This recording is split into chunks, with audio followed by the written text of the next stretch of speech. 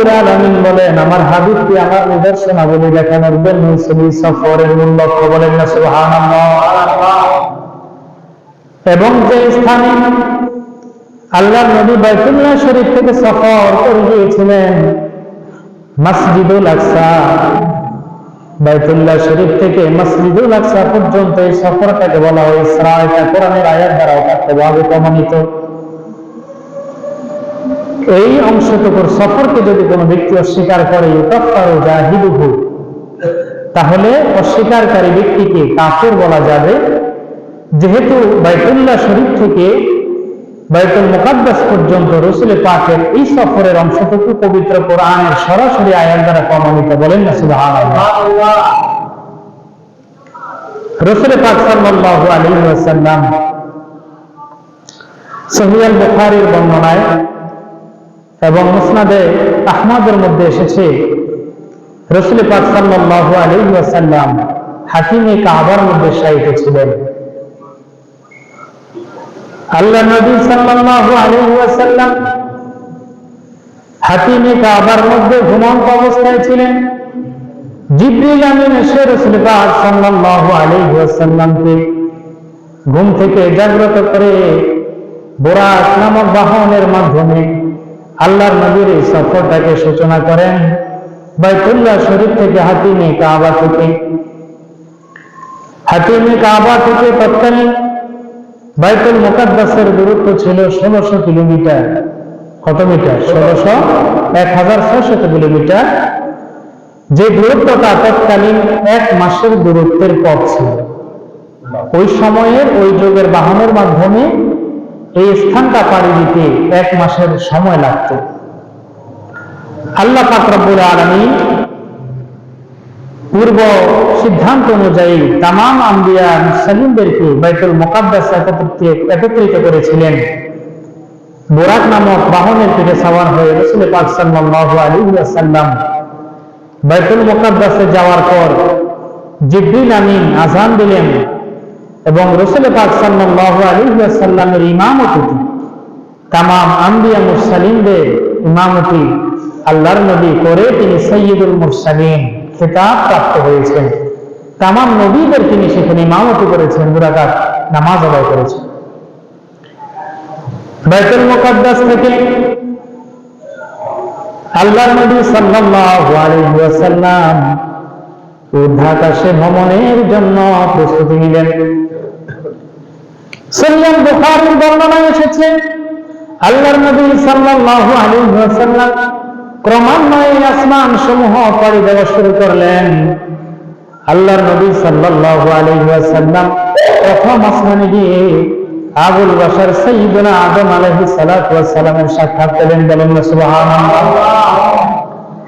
ফিস সামাঈদ দুনিয়া আদম আলাইহিস সালাম, দুনিয়া আর আসমান তথা প্রথম আসমানে আল্লাহর নবী সাল্লাল্লাহু আলাইহি ওয়াসাল্লাম সাইয়্যিদুনা আদম আলাইহিস সালাতু ওয়াস সালামের সাক্ষাৎ পেলেন।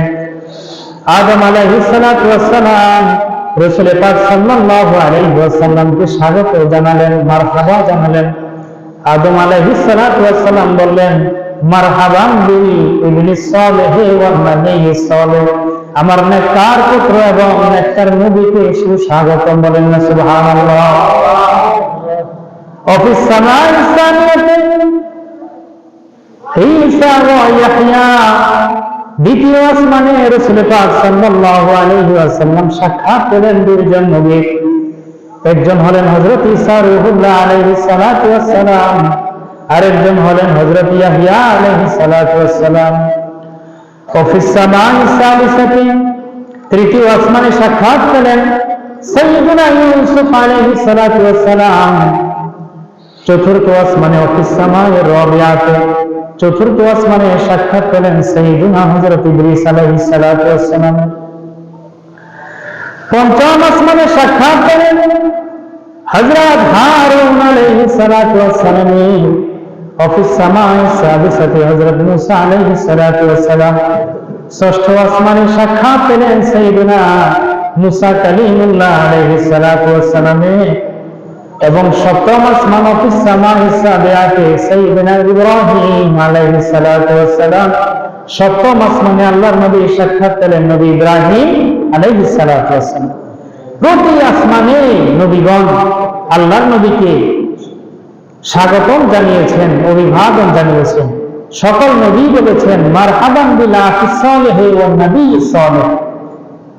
নেককার ভাই এবং নেককার নবী মুহাম্মদুর রাসূলুল্লাহকে স্বাগতম। শুধুমাত্র হযরত আদম আলাইহিস সালাতু ওয়াস সালাম এবং হযরত ইব্রাহিম আলাইহিস সালাতু ওয়াস সালাম এই দুইজন নবীকে সম্বোধন করেছিলেন মারহাবান বিল ইবনি সালিহি ওয়ান নাবিয়্যিস সালিহ। বলেন না সুবহানাল্লাহ।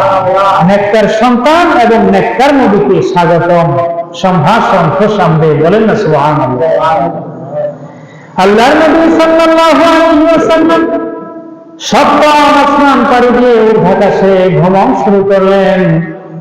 আল্লাহর নবী সাল্লাল্লাহু আলাইহি ওয়াসাল্লামের সম্মুখে জান্নাতের নিয়ামত তুলে ধরা হলো। জান্নাতীদের অবস্থা অবলোকন করলেন, জাহান্নামীদের অবস্থা অবলোকন করলেন। জাহান্নামীদের মধ্যে অনেক শ্রেণীর মানুষকে শাস্তি দিতে দেখলেন।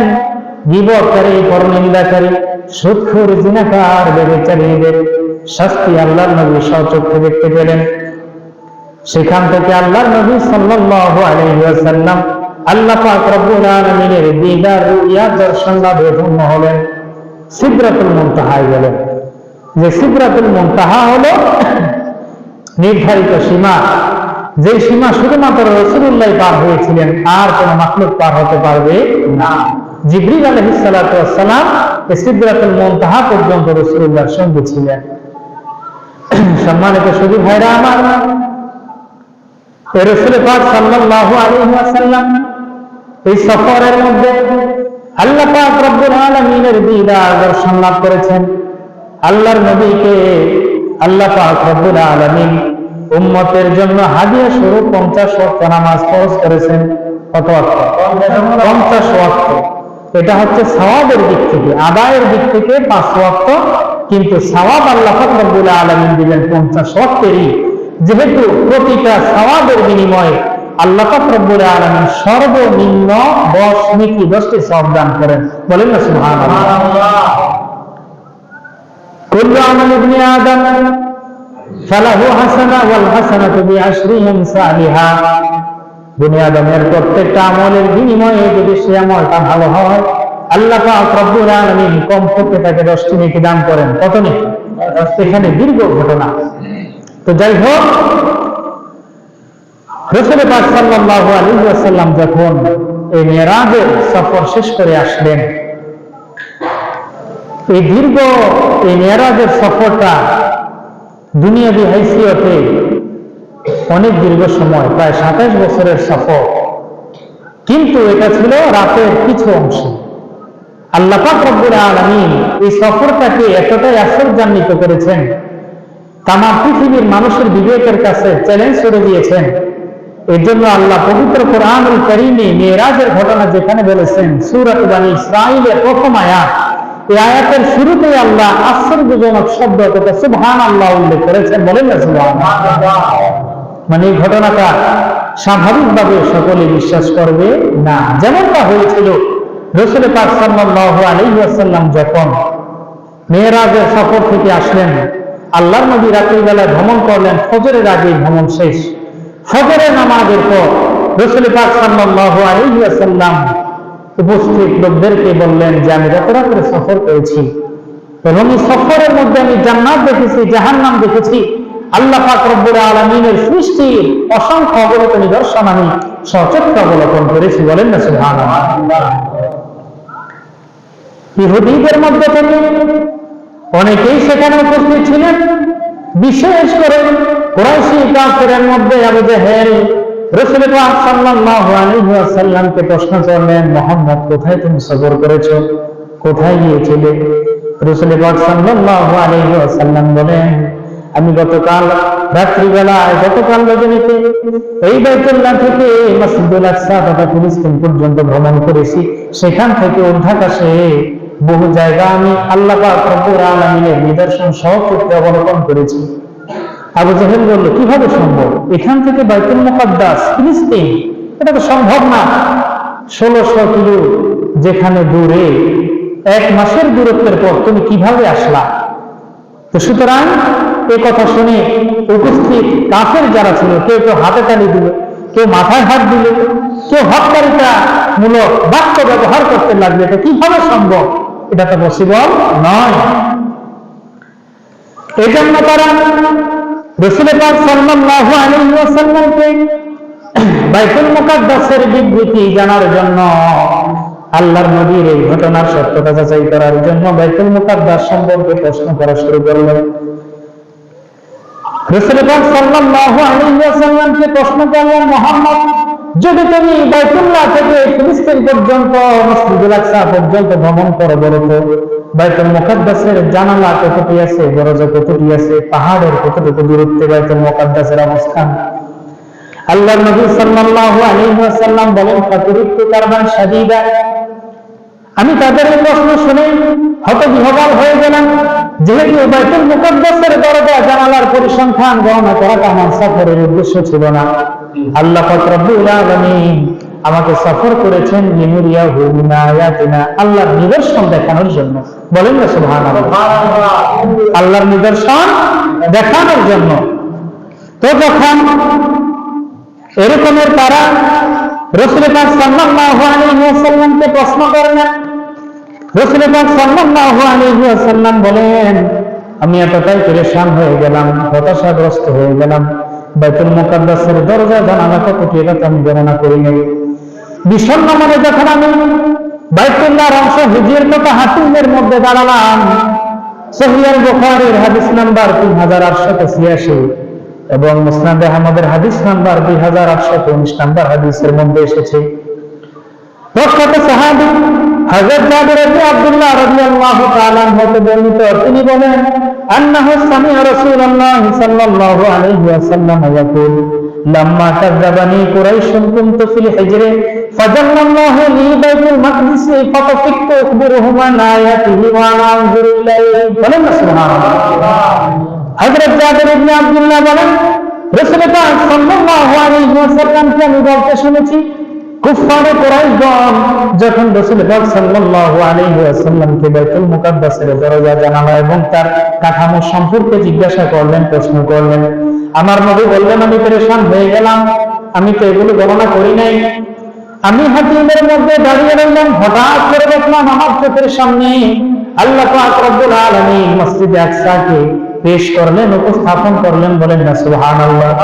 এবং তারা আমাকে যতটা প্রশ্ন করেছে, ওই মসজিদের দিকে তাকিয়ে তাকিয়ে তারা আমাকে যে প্রশ্ন করেছে, প্রতিটি প্রশ্নের আমি জবাব দিয়ে দিয়েছি। বলেন না সুবহানাল্লাহ। যখন তারা বিবরণের সত্যতা পেল যে না, মুহাম্মদ যা কিছু বিবরণ দিয়েছে সবটাই সঠিক, সবটাই কি সঠিক, যখন প্রশ্ন দিয়ে রাসূল পাক সাল্লাল্লাহু আলাইহি ওয়াসাল্লামকে আর আটকাতে পারল না, তখন উপস্থিত সাহাবায়ে কেরামদের মধ্যে সিদ্দিক আকবর হযরত আবু বকর সিদ্দিক রাদিয়াল্লাহু তাআলা বলেন, আশহাদু আন্নাকা রাসূলুল্লাহ। সুবহানাল্লাহ।